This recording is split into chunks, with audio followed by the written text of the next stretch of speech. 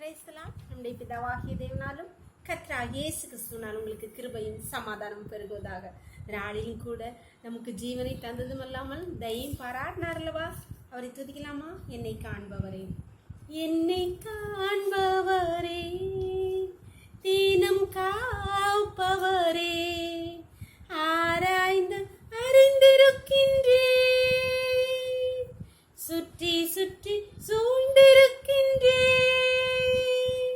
நான் அமர்வதும் நான் எழுவதும் நன்றாய் அறிந்திருக்கின்றே, என்னை நன்றாய் அறிந்திருக்கின்றே, முன்னும் பின்னும் நெருக்கி நெருக்கி சுற்றி என்னை சூழ்ந்திருக்கின்றே, உம் திருக்கரத்தால் தினமும் என்னை பற்றி பிடித்திருக்கின்றே.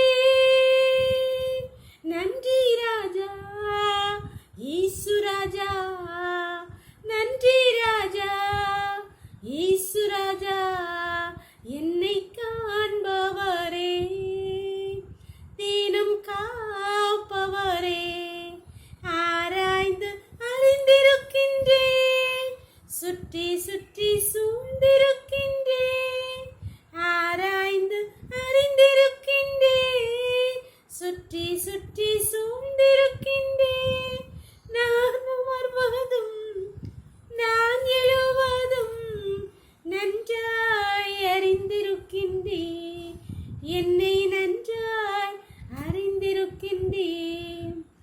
ஒரு வேத பகுதி வாசிக்கலாமா? ஏசாயா 7வது அதிகாரம் வசனங்கள் 5 முதல் 7 வரை.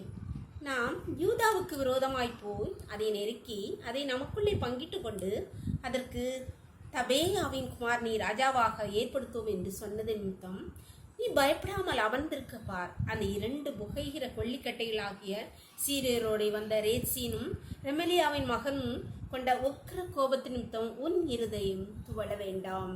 கர்த்தராகிய ஆண்டவர் அந்த ஆலோசனை நிலை நிற்பதில்லை, அதன்படி சம்பவிப்பதும் இல்லை என்றார். இஸ்ரவேல் ஜனங்களுக்கு விரோதமாக சீரிய ராஜா ரேத்சீனும் ரெமலியாவின் மகனும் கூடிக்கொண்டு அவர்களுக்கு விரோதமாக வருகிறார். அப்பொழுது கர்த்தர் சொல்லுகிறார், நீ பயப்படாமல் அமர்ந்திருக்கப்பார். அந்த 2 கொல்லிக்கட்டைகளை பற்றி நீ கவலைப்படாத, அதனால நீ பயப்படாமல் அமர்ந்திருக்கப்பார். அந்த அவங்க பண்ணுற யோசனை நிலை நிற்காது, அதனால் நீ கவலைப்படாத அப்படின்னு சொல்கிறார். இன்று இப்பேற்பட்ட சூழ்நிலையில் உங்களுக்கு விரோதமாய் பலர் கூடிக்கொண்டு பலர் சேர்ந்து செய்கிற எல்லா சற்பனையான வஞ்சனையான திட்டங்களுக்கு நீங்கள் பயப்படாதுங்க. அந்த அவங்க செய்கிற எதுக்குமே பயப்படாதுங்க. அந்த ஆலோசனை நிலை நிற்காது.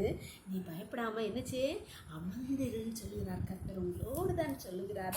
எதற்குமே பயப்படாதுங்க. கல்வி இஸ்ரவேலின் ராஜாவாகிய தேவனாகிய கர்த்தர், சேனைகளின் கர்த்தர் என்பது அவருடைய நாமம். அவர் யுத்தத்தில் வல்லவர். அவரை தான் நாம் ஆராதிக்கிறோம். அவர் நம்முடைய தேவன், அவருடைய பிள்ளைகள் நாம், நம்முடைய அவர். ஆனால் நீங்கள் எதற்கும் கவலைப்படாங்க, எல்லாவற்றையும் அவர் பார்த்துக்கொள்ளார். அந்த உங்களுக்கு விரோதமாய் பேசுகிற அந்த கொல்லிக்கட்டைகளை குறித்து நீங்கள் பயப்பட வேண்டாம். நீங்கள் அமர்ந்திருங்கள், கர்த்தர் அனைத்தையும் பார்த்துக்கொள்வார். ஜெபம் பண்ணலாமா?